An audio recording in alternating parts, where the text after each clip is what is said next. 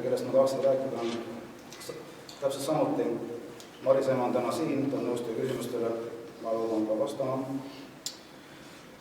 Ei ole Eestis vist inimest, kes ei oleks kuulnud sellest tüdrukust, kes jäi jaaniöösel Pärnu rannas kadunuks.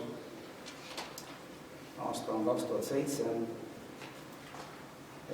Pool 3 öösel jääb Maris oma sõbrannadest Pärnu randa pingi peal istuma, kell 6 hakkab tal töö rannahotellis. Ta on kohusetundlik tüdruk, ta kindlasti oleks sinna tööle läinud. Mitte keegi ei tea, mis temast sai. Ei ole võimalik õhku haihtuda Pärnu rannast, eriti jaaniöösel, sest sellel jaanipäeval oli Pärnu rannas oluliselt palju rahvast, oluliselt rohkem rahvast kui teistel jaaniöödel, seal oli telk ja laader lausa. Ja ometigi mitte keegi täna ei tea, mis Marises sai. Täpselt sama küsimus on siin ka, kui keegi siiski teab, läbi aja on tulnud erinevaid informatsioone ja seal on tehtud väga palju tööd informatsiooni kontrollimistel.